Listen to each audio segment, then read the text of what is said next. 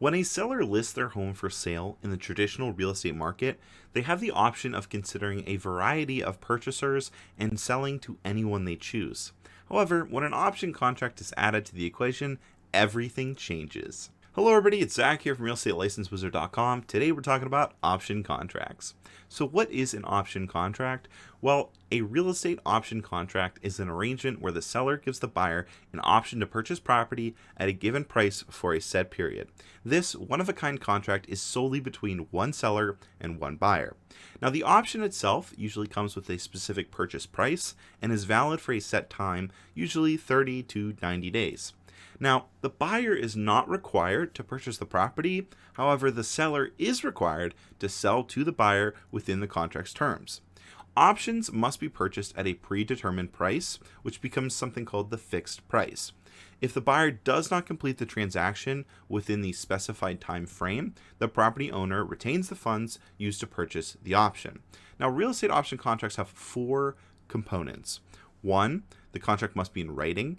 2, the contract must specify the location, such as the subdivision, city, state, all that stuff. 3, the agreed upon time frame of the contract must grant the buyer's right to purchase. And then 4, the buyer and the seller must agree upon a purchase price. So what is the purpose of an option contract? Well, the purpose of an option contract is generally to provide a buyer with options.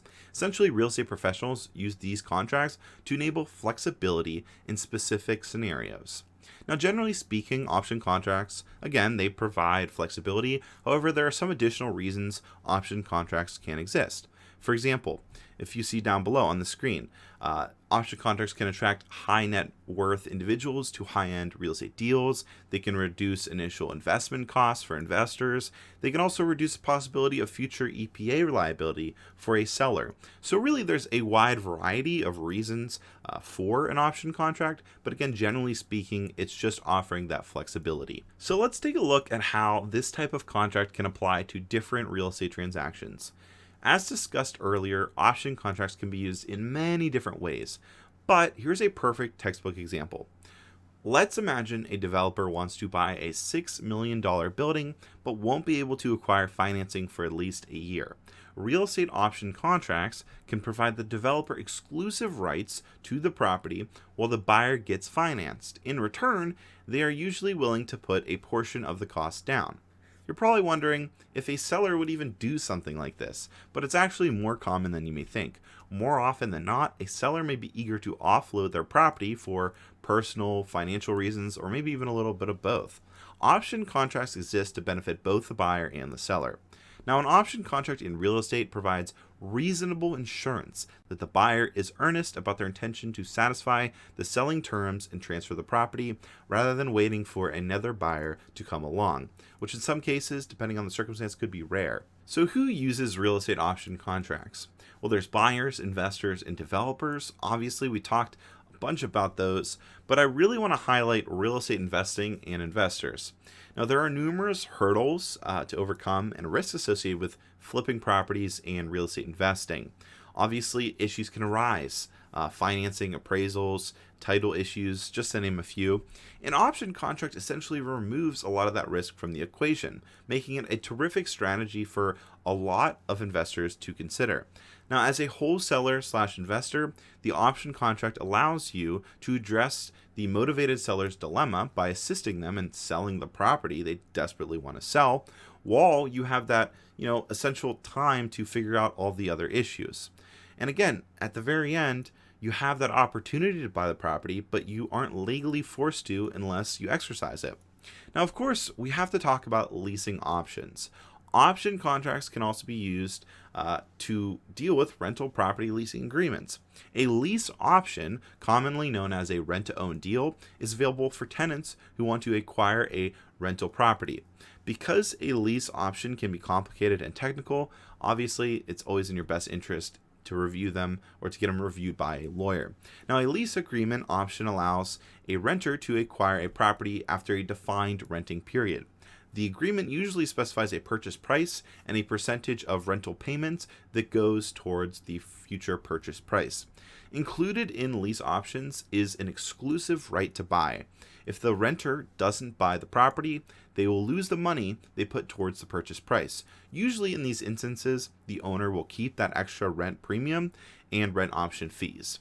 Now, as a result, renting to own can be risky, and renters should carefully analyze their choices before making that choice or making that decision. So now let's talk about these option fees. So I think I mentioned a couple times, what is an option fee? Well, option fees or option costs are normally non-refundable costs that occur during the duration of the option period. In plain terms, it's the fees accrued to keep the exclusive right to buy the property. Now, in most cases, buyers forfeit that money if they do not exercise their option to purchase the property within that agreed upon time limit. However, there are some exceptions. So what about earnest money? And what's the difference between an option fee and earnest money? How does that look like?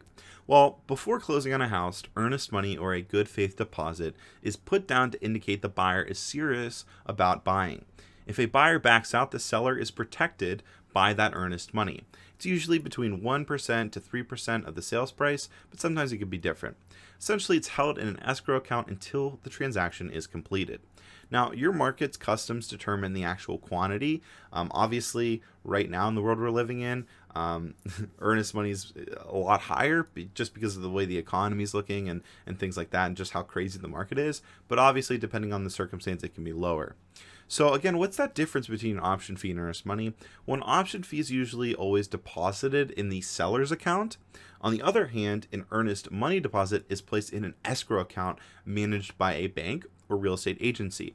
While it's nearly impossible to get a refund for an option fee once it's in the seller's account, in some circumstance, depending on contract clauses and things like that, buyers might be able to get a return of their earnest money.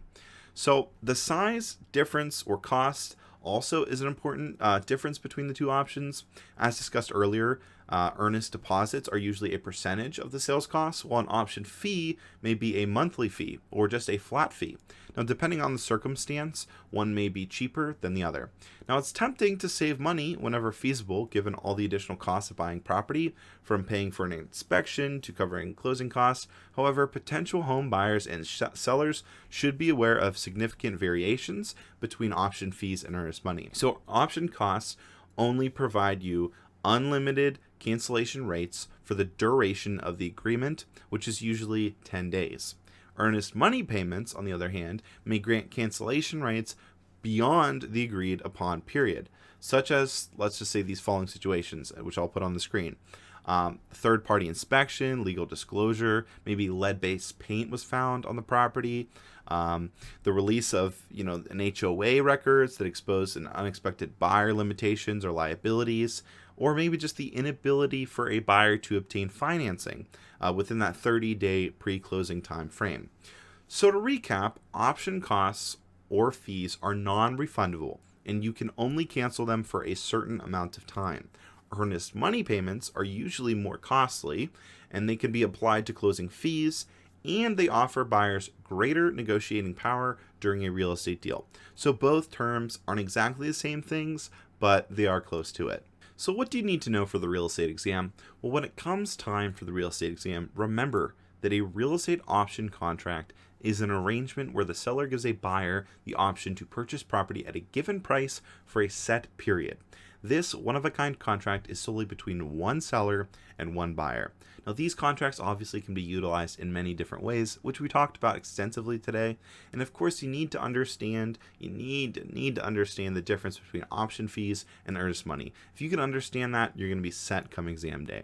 You still need help with contracts? Click the video here for more, and like always, make today magical. See you guys next time.